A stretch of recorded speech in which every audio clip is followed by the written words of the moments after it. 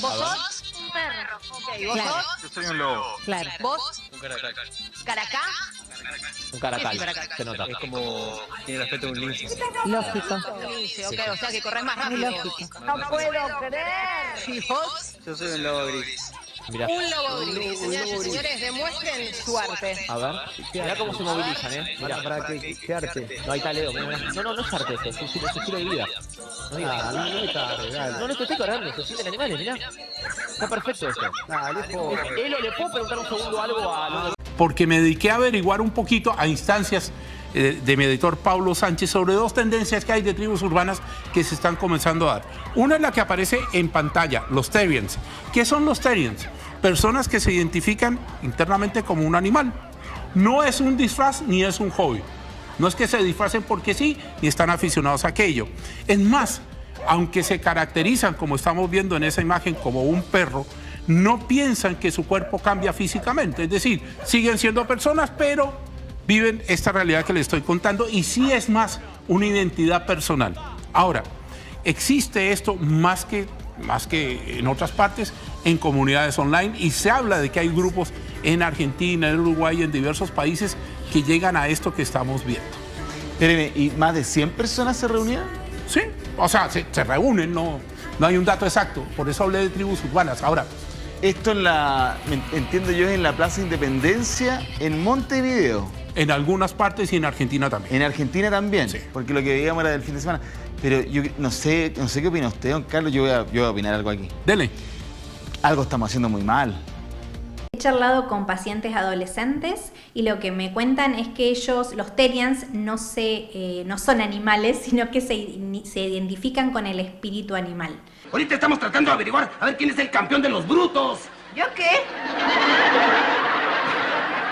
Ni hablar, ni hablar. Chavo, te presento al campeón.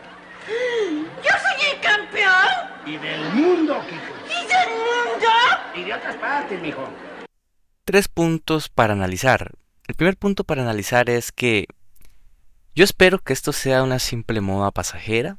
Yo espero que de verdad la sociedad no esté decayendo tanto, que la sociedad no esté llegando a niveles extremos de ya no somos ni seres humanos, ahora nos sentimos identificados con un espíritu animal.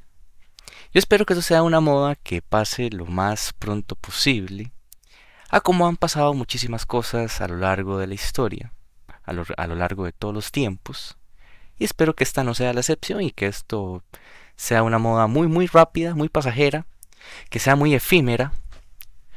Y los otros 2 puntos que quiero tocar es que Jesucristo está a la vuelta de la esquina. No me cabe la menor duda de que esto es un presagio. Este es el hincapié para que Jesucristo regrese por su pueblo y que estamos en los tiempos finales. Y como último punto, quiero poner en este video, como en los días de Noé, prédicas que tal vez no muchos hayan escuchado de parte del doctor David o de parte del doctor Armando. Y antes de poner las prédicas, siempre aclaro de que no soy el medio oficial de ninguno de estos predicadores, ni los próximos que vayamos a utilizar los fragmentos de esos videos.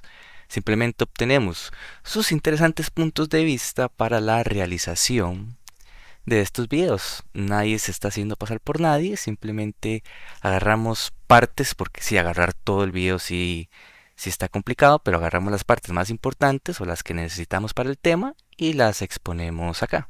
Y como dato, esto no solo se está quedando en Buenos Aires, en Argentina, sino se está esparciendo, está colonizando varias partes o varios países de América Latina también. Mateo 24:37, mas como en los días de Noé, así será la venida del Hijo del Hombre. Mira, hay una comparación simétrica. Está diciendo el Mesías, así como pasó en el pasado, como aconteció en el pasado, en el ayer, será lo que va a venir, dice el Señor, antes de la venida de Jesucristo a la tierra por segunda vez. Dice, porque en los días antes del diluvio estaban comiendo y bebiendo, casándose y dándose en casamiento, hasta el día en que Noé entró en el arca, y no entendieron hasta que vino el diluvio y se los llevó a todos. Así también será la venida del Hijo del Hombre. Mire, antes del diluvio la sociedad estaba sumida en la debacle, en la maldad. Y Jesús justamente hasta describe las características de esa sociedad. Dice que era una sociedad que vivía comiendo y bebiendo, una sociedad de glotones, una sociedad que solo vivía para alimentar el vientre y no se preocupaban de alimentar el corazón con la verdad de Dios. Usted tiene dos cosas que llenar: o llena la panza o llena el corazón, no hay más.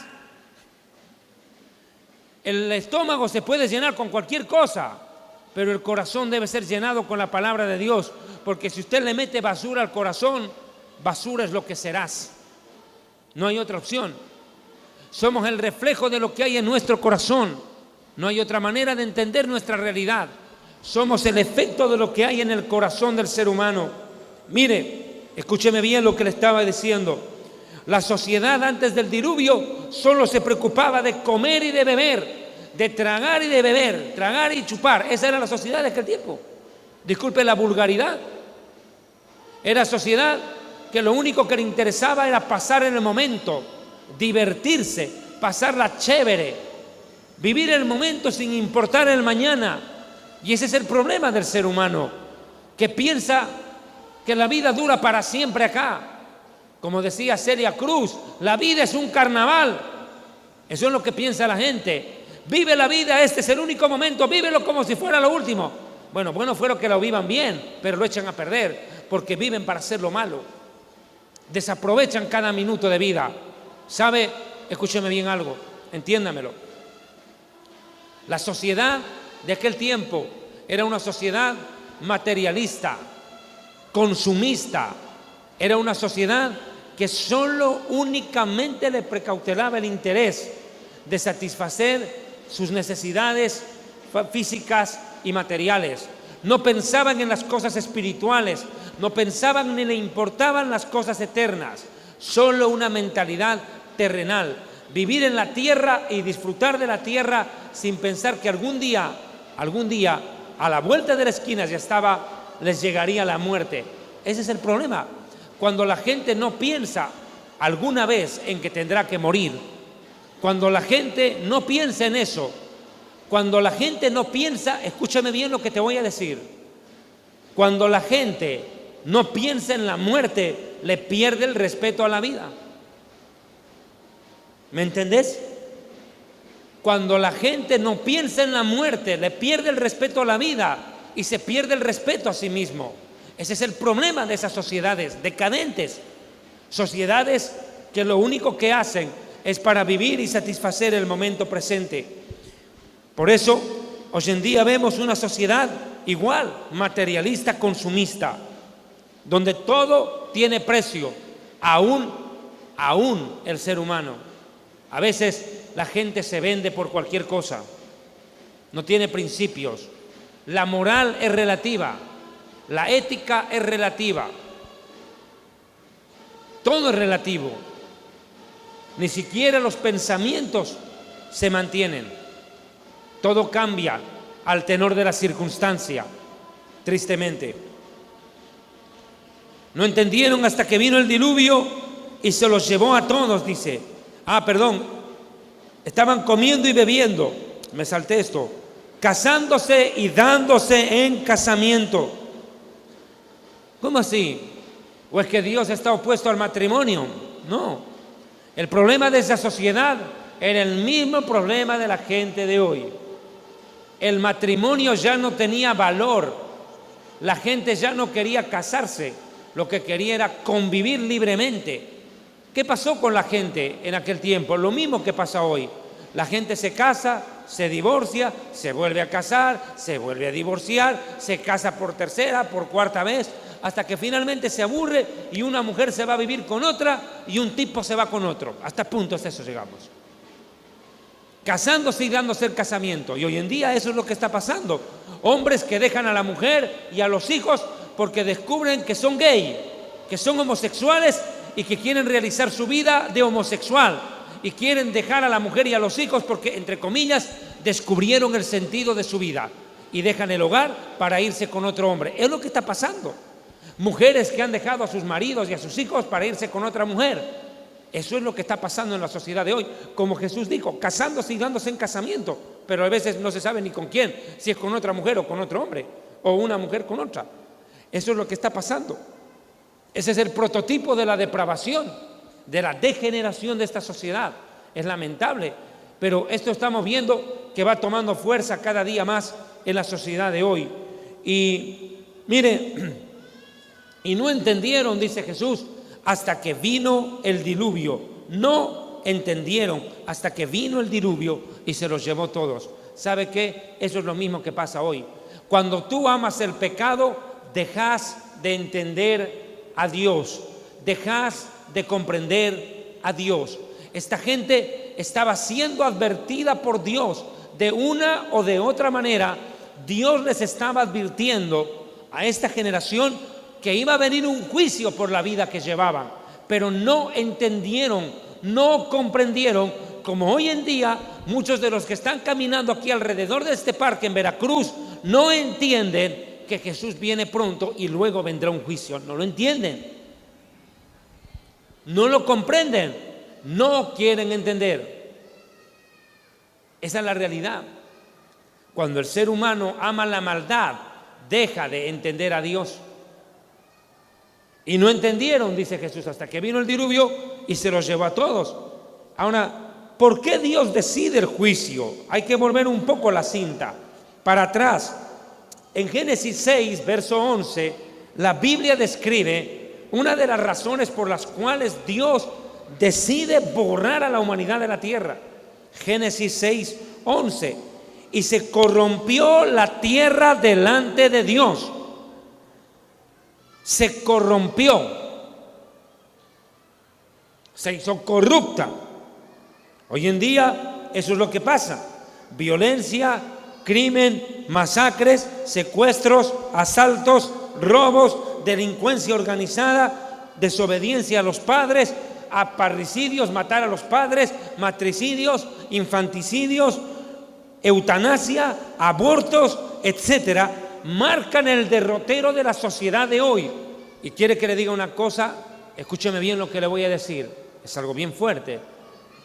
Esta sociedad de la cual todos nosotros estamos siendo parte, o como observadores o como protagonistas, escúcheme bien, esta sociedad de hoy es la más sanguinaria de la historia. Escuche bien, la sociedad de hoy es la más sanguinaria que ha pisado este mundo. Le voy a dar solo un dato: 80 millones de niños son abortados por sus madres cada año, como promedio. 80 millones de abortos voluntarios. Increíble. La madre que debiera ser la que da a luz con alegría, convierte al vientre en la propia tumba del bebé que está ahí dentro. Increíble. El paradigma, el parámetro del amor materno como la muestra del más grande amor en la tierra, el amor de una madre, la abnegación de una madre, quedó en la poesía. Porque en la realidad hay madres que asesinan 1, 2, 3, 4, 5 veces a niños. Abortan 3, 4 veces. Ya no saben ni para quién abortaron. Mujeres que se meten con el amante y dicen: ahora, ¿de quién es el hijo? ¿Es de mi marido o de mi amante? Mejor lo mato. Increíble, increíble. Por eso dice Isaías: aun cuando la madre se olvidare del hijo de su vientre, yo nunca me olvidaré de ti. ¿Por qué lo dice Dios? Porque hay mujeres que no les importa el hijo de su vientre. 80 millones de abortos. Una vez más lo digo: 80 millones de abortos han convertido hoy a esta sociedad en la más sanguinaria de la historia. Ahora vamos a proseguir con lo que sería la explicación del doctor Armando. De las advertencias proféticas que hemos tenido. Sí, Cristo hablando ya en Mateo capítulo 24 acerca de precisamente a dónde íbamos a llegar. Cristo dijo claramente en Mateo 24, 36, el día y la hora nadie la sabe, pero como en los días de Noé. Así será la venida del Hijo del Hombre. Y hay algo aquí que por mucho tiempo me intrigó a mí particularmente, el versículo que dice, porque como en los días de Noé, veamos lo que no dice, porque como en los días de Noé pues estaban homosexuales y lesbianas, crímenes, robos, violaciones, hasta que no entró en el arca. No dice eso, sino que él menciona que como en los días de Noé estaban haciendo cosas normales, estaban comiendo, bebiendo, casándose y dándose en casamiento. Pregunta, ¿por qué el Espíritu Santo menciona cosas normales? No es pecado comer, no es pecado beber, no es pecado casarse, pero Cristo usa esta comparación de hace casi 5.500 años con la generación de nosotros. Es que lo dice en el versículo 39 la respuesta, y no entendieron. O sea, en la generación de Noé no entendieron. Comer es bien, beber es bueno, casarse es bueno. ¿Qué es lo que tenemos que entender? Que comamos, bebamos o nos casamos tiene que ser para la gloria de Dios. Tenemos que entender que todo lo que tenemos en la vida es bueno y Dios lo ha bendecido. El sexo es maravilloso dentro del matrimonio. Beber es bueno dentro de las bebidas normales. Comer es bueno sin llegar a la gula. Todo es bueno, lo hizo Dios. Pero hemos abusado, hemos cruzado las líneas de lo que Dios nos ha determinado y ahí es cuando no hemos entendido. Y por no entender que hay una línea de demarcación entre el bien y entre el mal, hay de los que dicen a bueno, malo, y a los que malo le dicen bueno, es cuando estamos provocando la ira de Dios.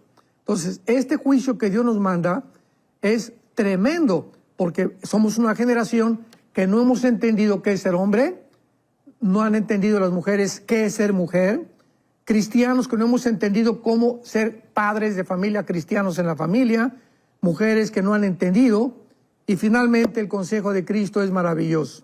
Mateo 24, 45. Y así termina Cristo sus advertencias de los últimos tiempos. Escuchamos lo que dice. ¿Quién es pues el siervo fiel y prudente, al cual puso su Señor sobre su casa, para que les dé el alimento a su tiempo? Está preguntando Cristo, ¿quiénes son los fieles? ¿Quiénes de ustedes están alimentando a su familia, a sus hijos, a su esposa? ¿Quién de los pastores está discipulando, está formando líderes? Porque Dios le dijo a Abraham, lo que te doy es para que tú bendigas. Todo lo que nos ha dado Dios es para reproducirnos espiritualmente. ¿Quién de ustedes está alimentando a los demás? Dichoso el siervo al cual tal haga, cuando el Señor venga, haciéndole así. De cierto que te digo que sobre todos sus bienes le pondrá. ¿Cuál es el anhelo de Dios? Que nos reproduzcamos espiritualmente. Los pastores, ¿verdad? Una iglesia de 300 personas necesita 3, 4 pastores. ¿Dónde están tus hombres? Se preguntaba a los pastores. Dice, una iglesia de 1000 personas necesita 5 o 6 pastores de tiempo completo. Entonces, si no tenemos gente a nuestro alrededor que nos ayude a levantar algo, pues se nos va a desmoronar. O convertimos la iglesia en un circo nada más, que ese es precisamente lo que está acarreando el juicio de Dios. Entonces tenemos que reproducirnos, tenemos que alimentar a nuestros hijos, que crezcan, que desde niños oigan la palabra, orar con nuestra esposa, compartir con nuestra esposa. Esa es la razón por la cual Cristo vino al mundo, para que compartamos la palabra de Dios. Y de hecho aquí en el documento, doctor Alducin, en el punto número 4, usted menciona justamente y lanza esa pregunta, ¿qué es lo que debemos hacer? Y veo que entre las notas está el famoso Juan 3:16, ¿verdad? Porque yo creo que el mensaje de Dios siempre ha sido claro y él está basado en el amor. De hecho, él dice que en eso se resumen la ley, los profetas y todo, ¿verdad? Como iglesia tenemos una tarea ardua, doctor Alducin, y sobre todo en este tiempo que estamos viviendo. Entonces, en este punto 4, recordar que estas notas usted las puede descargar en el WhatsApp de enlace. ¿Qué debemos hacer? Y yo sé que muchas personas deben estar haciendo también esta pregunta. En vista de todo esto, ¿verdad? Volvámonos a Dios en arrepentimiento sincero. Siempre se ha estado hablando que si va a haber un avivamiento antes que Cristo venga, recordemos, por favor, por el amor de Dios, lo que la Biblia dice. Antes de que Cristo venga es la apostasía de la iglesia. El Espíritu dice claramente que muchos apostatarán de la fe, el carácter del hombre se deteriorará, según de Timoteo 3. El Espíritu dice claramente que en los últimos días, Pablo, habrá hombres amadores de sí mismos, ¿verdad? Sin afecto natural, egoístas, etcétera, etcétera. Viene un deterioro del carácter del ser humano antes de que venga Cristo. Va a haber un avivamiento, Apocalipsis 7, durante la tribulación.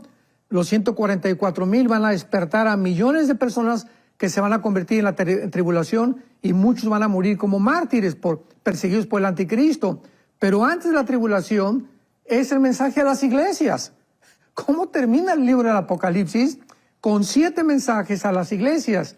¿Cuál es la última palabra de Cristo a las iglesias?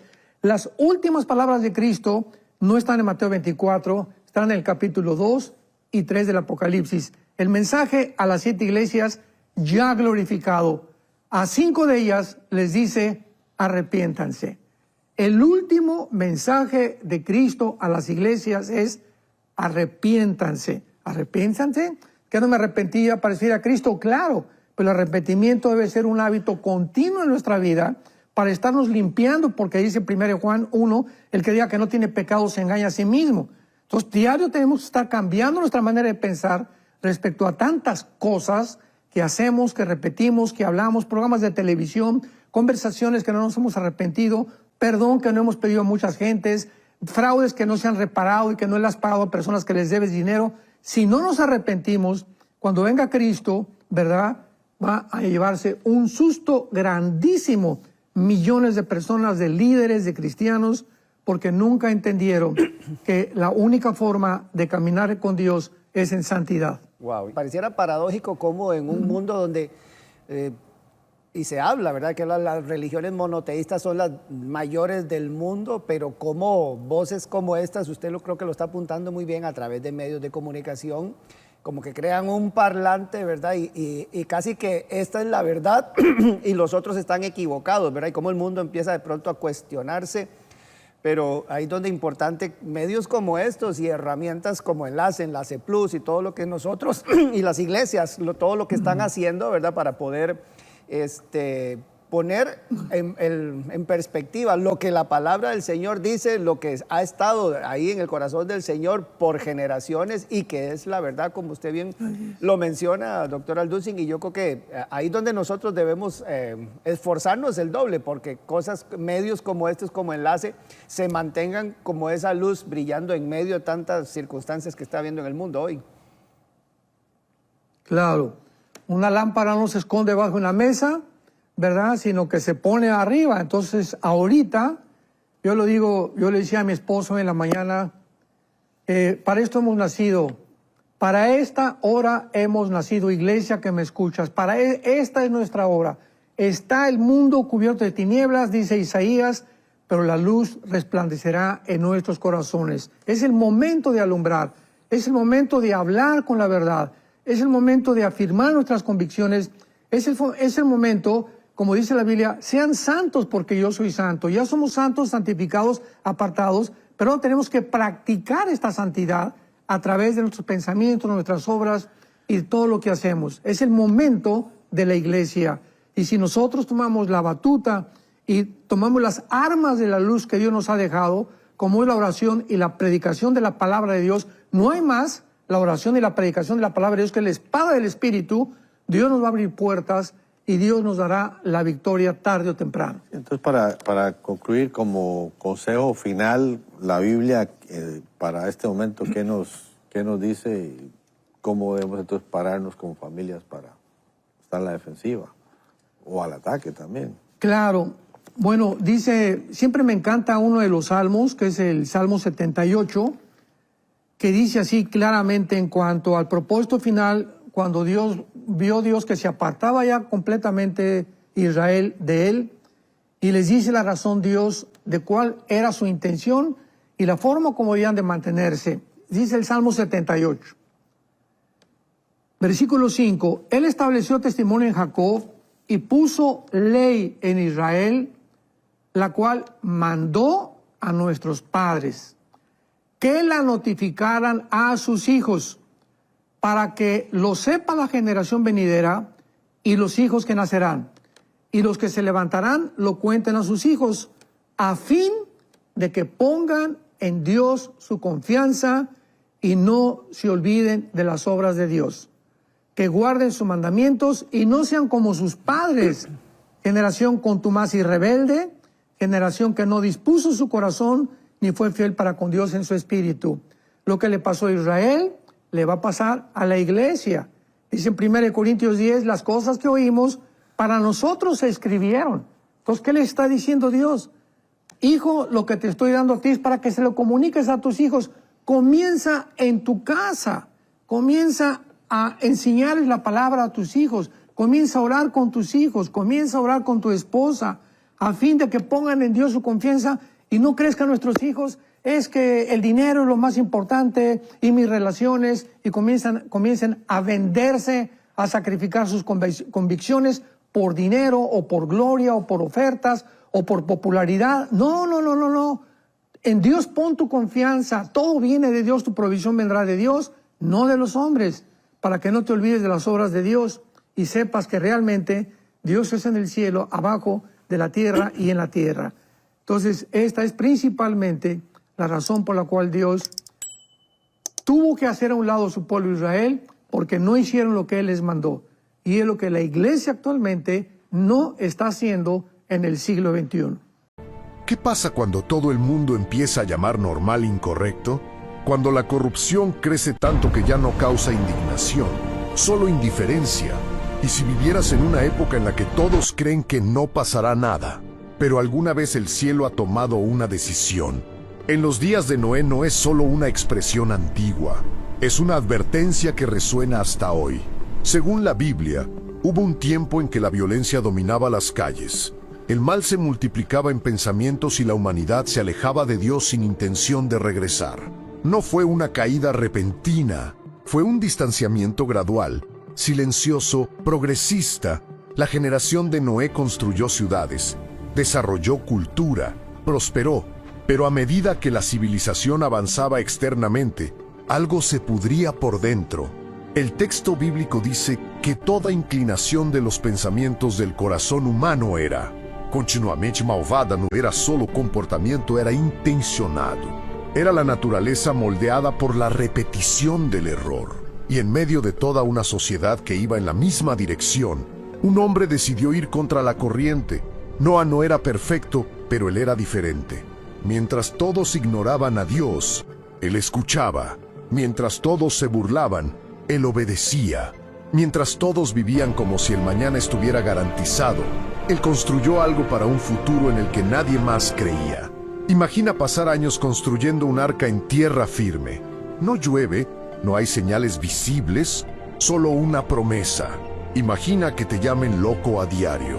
Imagina mantener tu fe cuando no hay pruebas inmediatas de que algo vaya a suceder. La historia de Noé no trata solo de un diluvio. Se trata de perseverancia cuando nadie entiende. Se trata de fidelidad en medio de la presión cultural. Se trata de seguir obedeciendo incluso cuando todo a tu alrededor dice que estás exagerando. Pero hay un detalle que a menudo olvidamos. El juicio no llegó sin previo aviso. Antes de que cayera el agua, hubo tiempo. Antes de que la puerta se cerrara, hubo una oportunidad. Antes de la destrucción, existía la paciencia. Dios no actuó impulsivamente. Hubo una espera. Hubo una llamada. Se veía la construcción visible del arca, un símbolo constante de que algo estaba a punto de suceder. El arca en sí era un sermón silencioso que se alzaba ante todos. Y entonces, un día, la puerta se cerró, no por Noah, pero por Dios, y empezó la lluvia. Jesús dijo, así fue en los días de Noé, así será. La gente comía, bebía, se casaba, planeaba el futuro, hasta el momento en que todo cambió. La pregunta que queda no es solo sobre el pasado, se trata del presente. Vivimos en días parecidos, Se repite hoy la indiferencia de ayer. Y, más importante aún, ¿de qué lado estaríamos? En esta película bíblica, profundizarás en la historia de Noé más allá de la superficie. Entenderéis el contexto de la generación que ignoró las advertencias, el peso de construir en silencio mientras el mundo reía, y el profundo significado de una puerta que una vez se cerró. Porque en los días de Noé no es solo memoria histórica, puede ser un espejo. Ypsilon quizá, una advertencia. Antes de continuar este viaje, déjame hacerte una invitación sencilla. Si este tipo de contenido fortalece tu fe y te hace reflexionar más profundamente sobre la palabra, ya te deja como ahora. Esto ayuda mucho más de lo que parece y hace que este mensaje llegue a otras personas que también necesitan escuchar. Y quiero saber de vosotros. ¿Creéis que vivimos en días similares a los de Noé? Comenta abajo. De hecho, leí los comentarios, y muchos de los siguientes vídeos nacen de estas conversaciones. Si aún no estás suscrito, suscríbete al canal. Cada semana te traemos historias bíblicas contadas de forma profunda, cinematográfica y reflexiva para fortalecer tu camino espiritual. Ahora, volvamos a los días de Noé. La Biblia describe ese tiempo con una frase que debería hacernos parar. La maldad del hombre se multiplicará en la tierra. No fue solo un aumento aislado de errores. Era toda una cultura moldeada por la corrupción. La violencia no fue una excepción, era rutina. El egoísmo no se combatía, se celebraba. Lo que antes causaba indignación ahora producía entretenimiento. Pero hay algo aún más profundo en el texto. Dice que toda inclinación de los pensamientos del corazón humano era continuamente malvada. Esto significa que el problema no estaba solo en las acciones visibles. Estaba en la intención, en motivación, dentro. Cuando el corazón se acostumbra al error, el error deja de parecer error.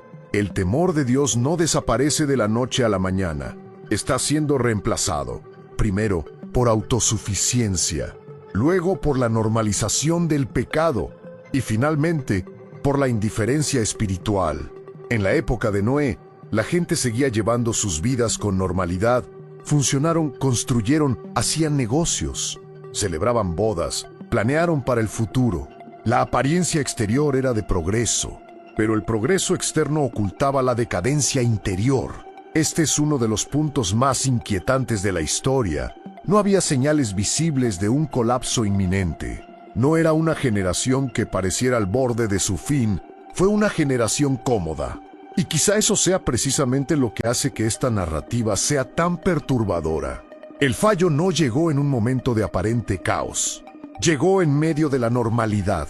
Cuando una sociedad pierde el miedo a Dios, pierde la capacidad de reconocer límites. Y cuando no hay límites, todo se vuelve justificable. Lo que antes se consideraba incorrecto se convierte en evolución. Lo que antes se llamaba pecado se convierte en expresión. Lo que antes se veía como peligro se convierte en libertad. Y así, poco a poco, la conciencia colectiva va siendo anestesiada. En tiempos de Noé, el problema no era la falta de inteligencia, no era la ausencia de tecnología, no fue una incapacidad para la organización social, era una ausencia de reverencia. El temor a Dios no es miedo irracional, es la conciencia de que hay un estándar más alto que nuestros deseos. Es el reconocimiento de la autoridad moral por encima de la opinión humana. Cuando este miedo desaparece, la humanidad comienza a redefinir lo que está bien y lo que está mal según su propia conveniencia. Y eso fue exactamente lo que ocurrió. La corrupción ya no está oculta.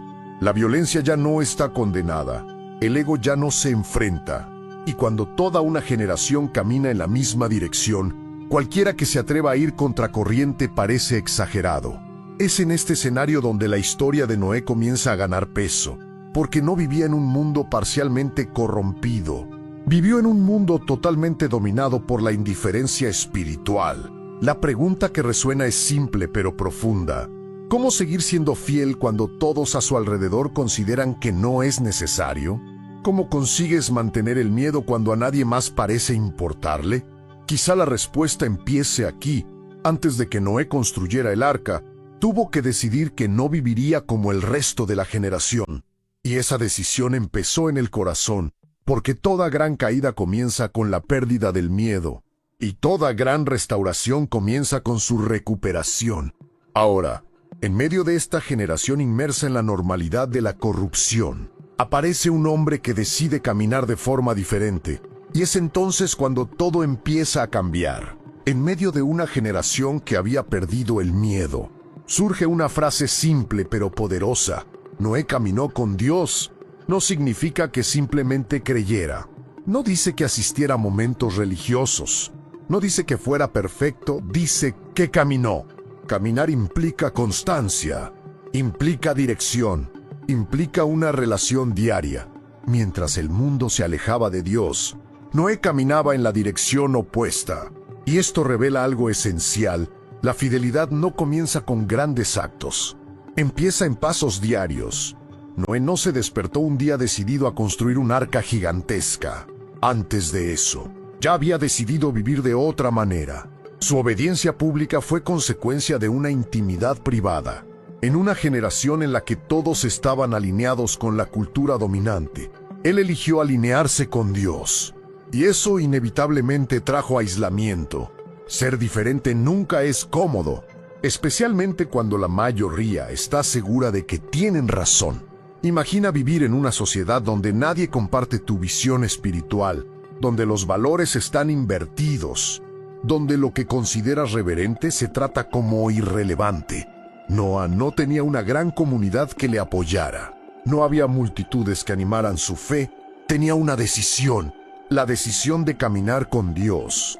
Y esa es quizá la parte más desafiante de la historia, porque es más fácil seguir a la multitud que mantener convicciones en silencio. El texto bíblico también llama a Noé justo y recto entre sus contemporáneos. Eso no significa que nunca cometiera un error. Significa que su dirección fue diferente. Su estándar era diferente. No vivió guiado por la presión cultural. Vivió guiado por la convicción espiritual. En tiempos de confusión moral, la integridad se convierte en una forma de resistencia. Mientras otros buscaban placer inmediato, Noé buscaba la aprobación divina. Mientras otros vivían para el ahora, él vivía con la conciencia de lo eterno. Y aquí hay algo profundo. Antes de que Dios confiara a Noé la responsabilidad de salvar a su familia, vio el carácter que Noé ya mostraba en secreto. Las grandes misiones no se asignan a personas distraídas.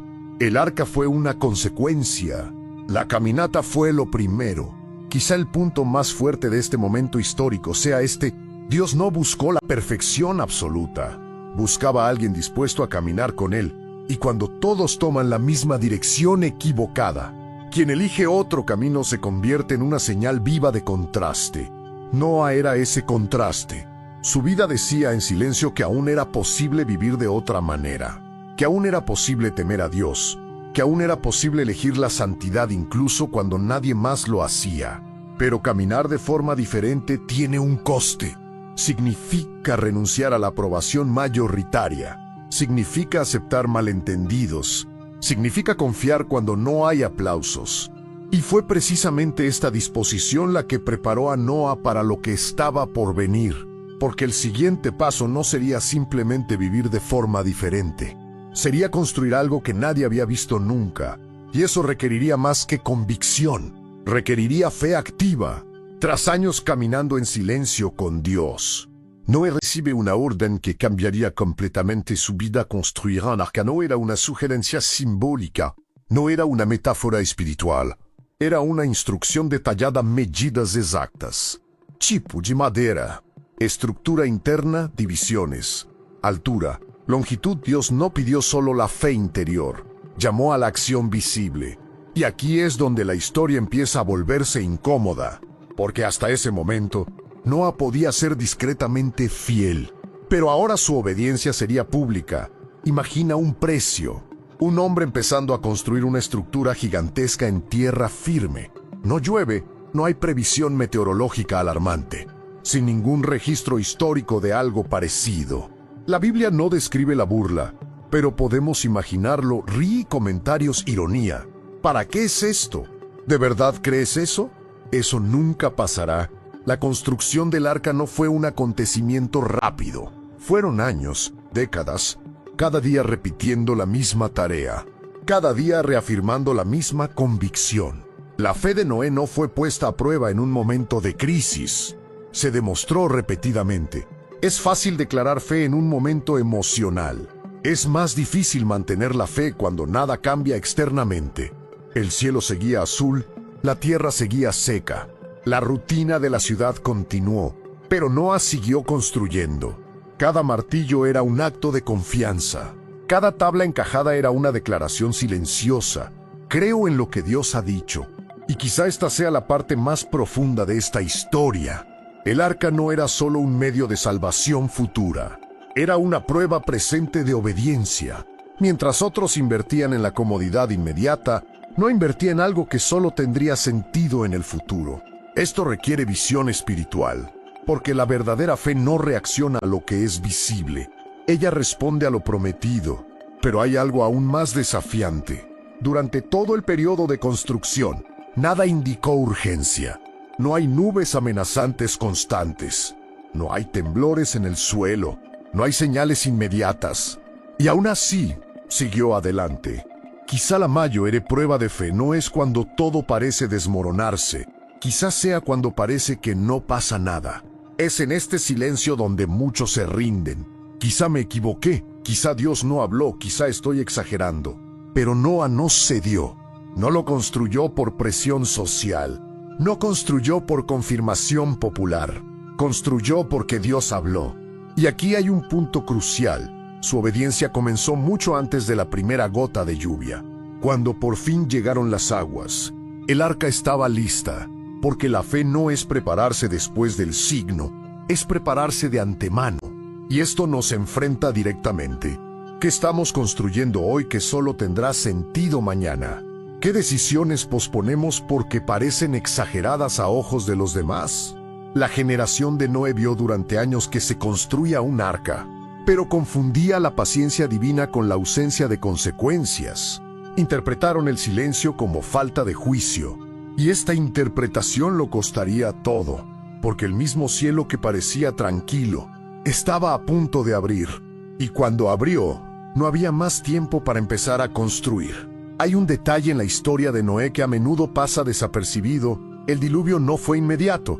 Entre el anuncio y la ejecución hubo tiempo suficiente para construir un arca gigantesca, tiempo suficiente para que todos lo vieran. Tiempo suficiente para reflexionar.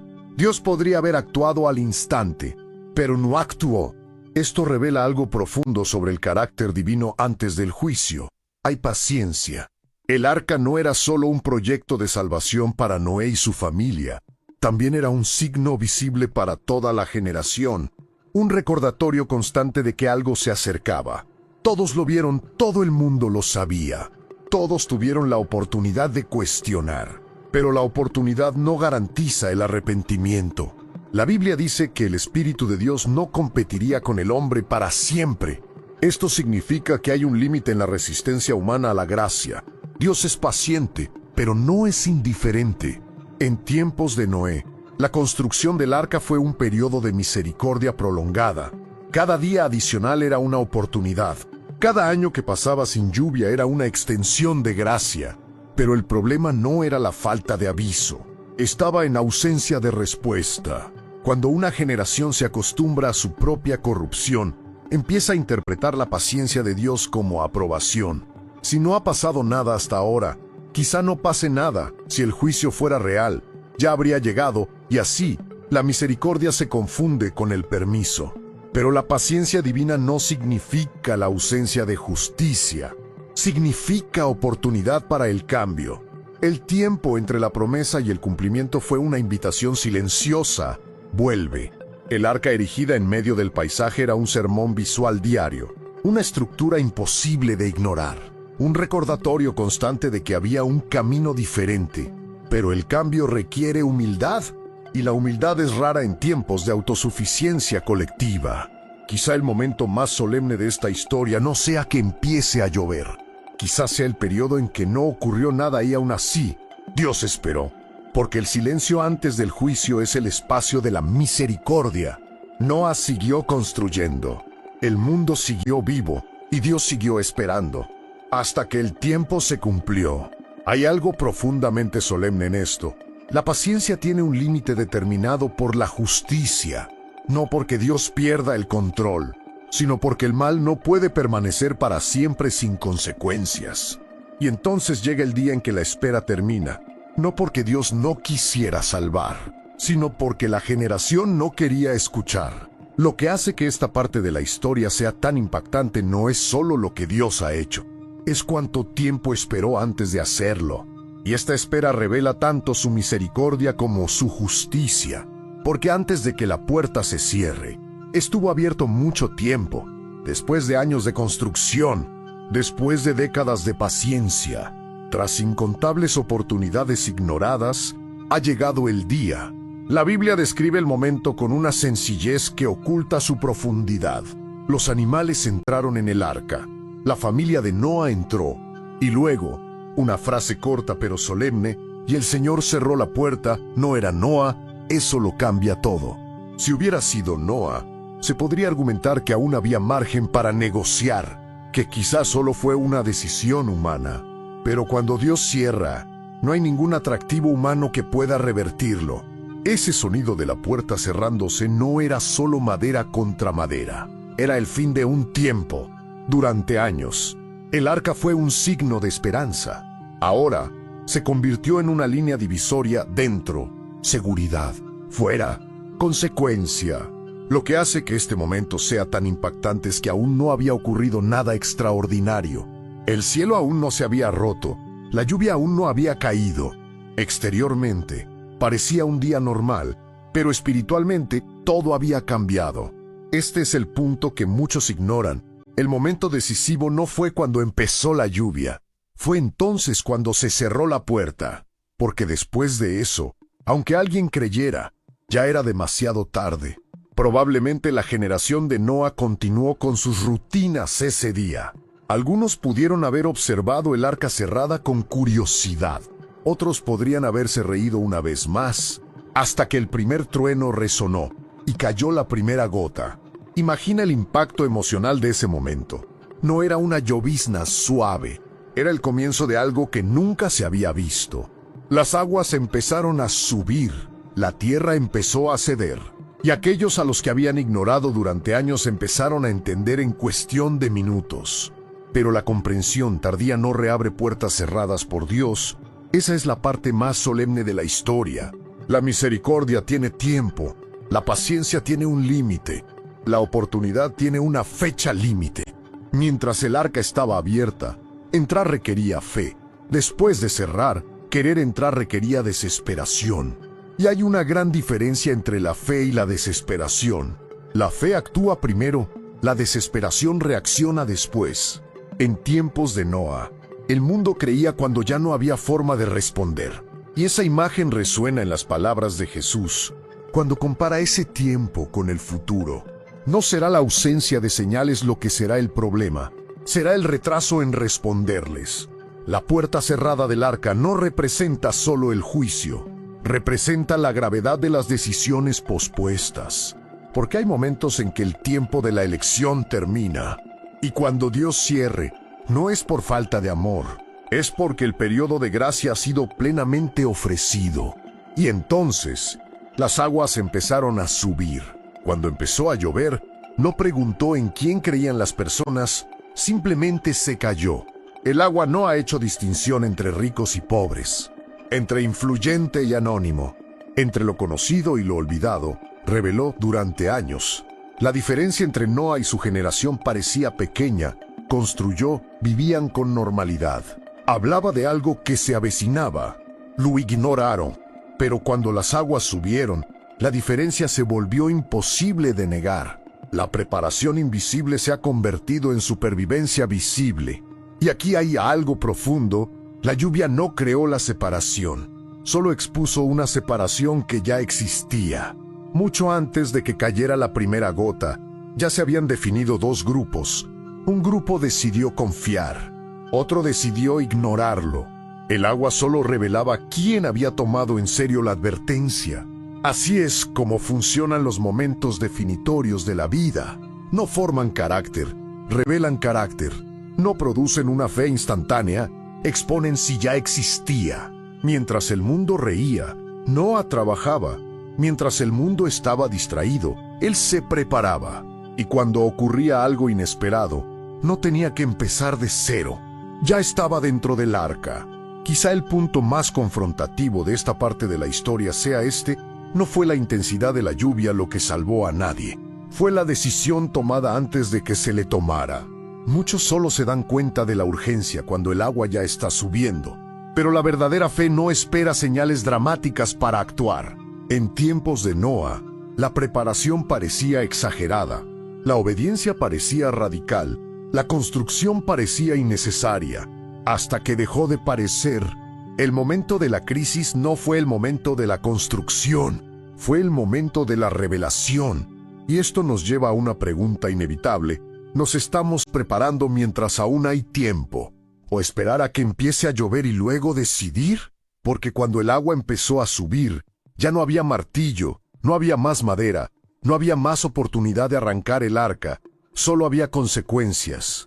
La historia del diluvio no trata solo de destrucción, se trata de la preparación, sobre entender que la obediencia antes de la crisis es lo que se mantiene durante la crisis. Y quizás la parte más silenciosa, menos y poderosa, es esta: mientras las aguas subían fuera, había paz dentro. No porque la tormenta no fuera real, sino porque la decisión ya estaba tomada. Y al final, no fue la fuerza física lo que salvó a Noa, era la fidelidad esperada. El agua revelaba quién estaba preparado, y siempre se revela. Siglos después del diluvio, cuando muchos ya veían la historia de Noé solo como un recuerdo lejano, Jesús hizo una afirmación que atraviesa el tiempo, como fue en los días de Noé. Así será. Podría haber elegido cualquier otro ejemplo histórico. Podría haber hablado de guerras, de imperios, de catástrofes visibles, pero eligió a Noa. Y lo más sorprendente es lo que él resalta. Jesús no habla primero de violencia. No menciona la corrupción de inmediato. Describe algo aparentemente ordinario. La gente comía, bebía, se casaba y daba en matrimonio, hasta el día en que Noé entró en el arca. En otras palabras, normalidad. La comparación no comienza con un caos evidente. Empieza con una distracción cotidiana. En tiempos de Noa, el problema no era la falta de actividad, era una ausencia de percepción espiritual. La vida siguió, los planes continuaron, los proyectos continuaron, pero nadie se dio cuenta de que el tiempo se estaba acabando. Y aquí es donde la comparación con Jesús se vuelve incómoda. No dijo que los últimos días solo serían violentos.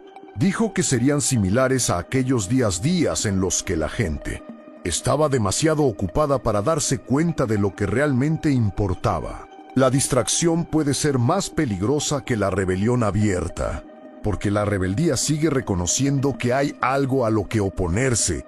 La distracción simplemente lo ignora. En tiempos de Noé, la generación no despertaba pensando, desafiemos a Dios. Simplemente vivían como si Él no fuera relevante. Y esa es la advertencia. Jesús no usó a Noé para causar pánico, lo usó para despertar la conciencia. Porque el mayor riesgo no es la persecución, es indiferencia. Es seguir viviendo como si siempre hubiera más tiempo, como si las decisiones espirituales pudieran posponerse indefinidamente. En la época de Noa, el tiempo terminaba inesperadamente para muchos, no porque faltara señales, sino porque faltaba atención. Y cuando Jesús hace esta comparación, está diciendo algo poderoso. La historia no fue un simple hecho aislado, era un patrón de paciencia divina, un patrón de advertencia, un patrón de elección y un patrón de respuesta tardía por parte de la mayoría. Esto nos pone ante una pregunta inevitable. Si viviéramos en los tiempos de Noé, ¿reconoceríamos las señales? ¿O estaríamos demasiado ocupados construyendo nuestros propios proyectos como para darnos cuenta de que el tiempo se acaba? Jesús no contó esta historia para asustar. Le dijo que se prepararan, porque así como el arca se construyó antes de la lluvia, la preparación espiritual también tiene lugar antes del momento decisivo. Y quizá la parte más seria de la comparación sea esta. En tiempos de Noa, pocos se lo tomaban en serio, y Jesús indica que, de nuevo, Muchos no lo aceptarán, pero siempre habrá quienes elijan escuchar. Y es esta elección la que lo define todo. Cuando pensamos en el día de Noé, la imagen más inmediata es la de la lluvia, de las aguas cubriendo la tierra, del arca flotando en medio de la tormenta. Pero esta historia representa algo mucho más profundo que un fenómeno meteorológico extraordinario. Representa un patrón espiritual. El día de Noé simboliza el momento en que toda una generación normaliza su distanciamiento de Dios. No se trata solo de violencia o corrupción visible. Se trata de la pérdida gradual de la conciencia espiritual. Es entonces cuando el corazón humano empieza a decir: ya no necesitamos dirección, podemos decidir qué es lo correcto, no habrá consecuencias. El día de Noé representa la ilusión de seguridad. La gente se sentía estable. La rutina se estableció. La vida siguió su curso. Nada indicaba a ojos humanos que el fin de esa generación estuviera cerca. Y quizá esa sea la parte más inquietante. El colapso no parecía inminente. El arca era visible. La advertencia era clara, pero la vida cotidiana hablaba más alto. Los días de Noé también representan algo aún más personal, la lucha entre la fe y el aplazamiento. ¿Cuántas decisiones importantes se posponen porque aún hay tiempo? ¿Cuántos cambios quedan para más adelante porque no ha pasado nada hasta ahora? La generación de Noé no fue destruida por la ignorancia total. Se destruyó por la repetición de la indiferencia. Cada día que no pasaba nada reforzaba la falsa sensación de que no pasaría nada. Y esto es profundamente humano. Confundimos paciencia con permiso. Confundimos el silencio con la ausencia. Confundimos retraso con cancelación. Pero el día de Noé demuestra que el tiempo de misericordia no borra el día de la rendición de cuentas. Esta historia también representa a la minoría fiel. Siempre habrá una multitud cómoda con el estado actual. Y siempre habrá pocos dispuestos a vivir de forma diferente. El arca simboliza la elección. Estaba allí, accesible, no oculta, no es secreto. Pero entrar requirió algo que muchos no estaban dispuestos a ofrecer: humildad. Entrar en el arca significaba admitir que Noé tenía razón. Significaba reconocer que la advertencia era real. Significaba cambiar de rumbo. Y el orgullo rara vez lo permite. Por tanto, el día de Noé no es solo cuestión de juicio. Son cuestión de decisión. Sobre elegir construir cuando nadie entiende. Sobre elegir escuchar cuando todos los demás lo ignoran. Sobre elegir confiar cuando el cielo aún está despejado. Básicamente, esta historia no solo habla de una generación antigua. Habla de la dinámica del corazón humano en cualquier época. Porque siempre habrá distracciones. Siempre habrá justificaciones. Siempre habrá voces diciendo que es una exageración. Pero también siempre habrá la oportunidad de caminar de forma diferente. Los días de Noé representan el tiempo en que el tiempo parece abundante, hasta que deje de existir. Y quizá el mayor símbolo de esta narrativa no sea el agua, sea la puerta. Abierto durante años, se cerró al instante.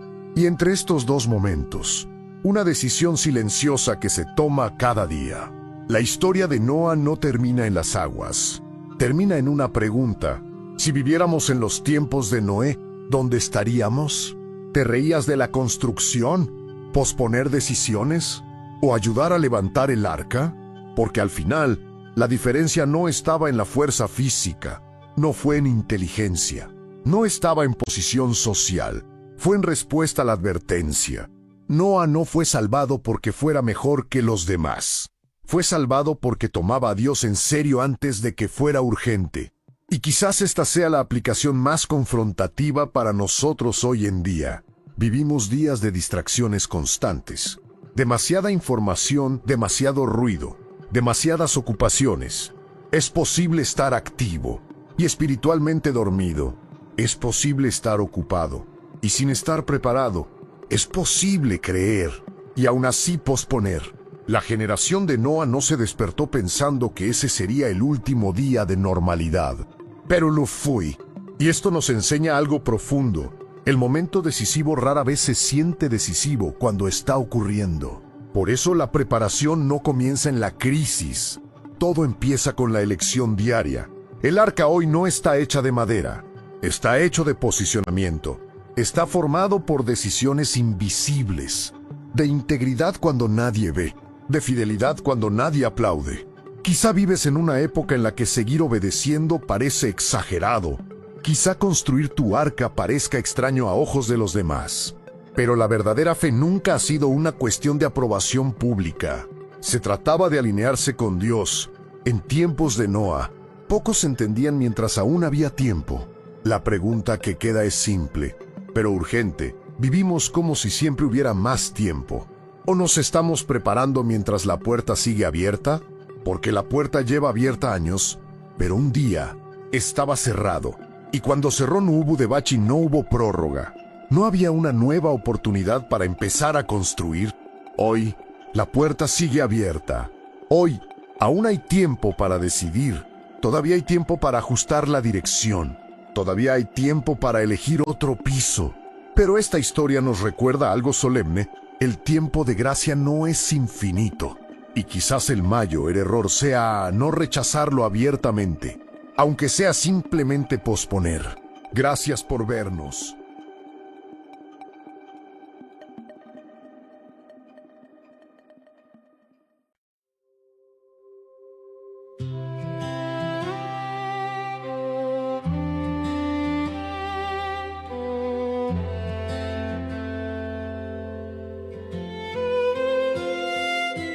Cuando el mundo me presiona y me quiere distraer, y las voces de la duda no me dejan ver, cierro los ojos un momento, respiro hondo y sé que hay un lugar de paz donde puedo volver. Es mi ancla, mi refugio, mi razón y mi verdad. Mi mente busca el faro en medio de la tempestad. Pensando en Cristo, la luz se enciende en mi interior, recordando su sacrificio, su infinito amor. Pensando en Cristo, se calma todo temor. Él es el centro, el principio y el final, mi redentor. Mi alma encuentra reposo, mi corazón dirección. En cada pensamiento suyo encuentro mi canción.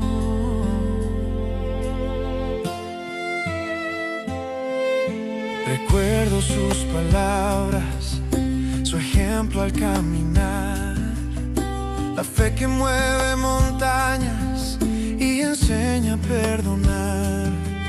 Veo su rostro en el pobre, en el que no tiene hogar. Entiendo que el servicio es la forma de amar. No se trata de la prisa ni de lo que puedo lograr, sino de seguir sus pasos y su reino anunciar. Pensando en Cristo, la luz se enciende en mi interior, recordando su sacrificio, su infinito amor. Pensando en Cristo, se calma todo temor. Él es el centro, el principio y el final, mi redentor. Mi alma encuentra reposo, mi corazón dirección. En cada pensamiento suyo encuentro mi canción. Que mi mente sea un espejo donde Él pueda brillar, que no haya oscuridad que me haga tropezar.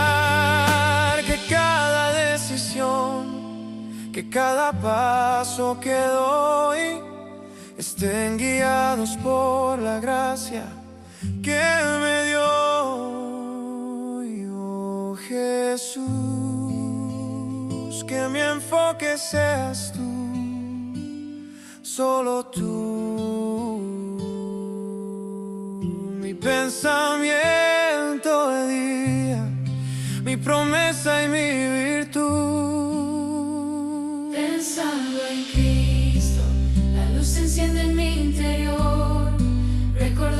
su sacrificio, su infinito amor. Pensando en Cristo, se calma todo temor. Él es el centro, el principio y el final, mi redentor.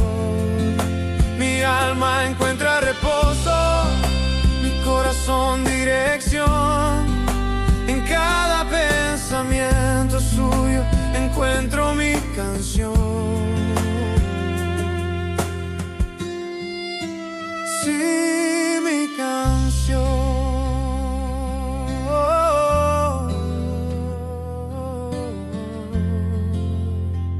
Pensando en Cristo.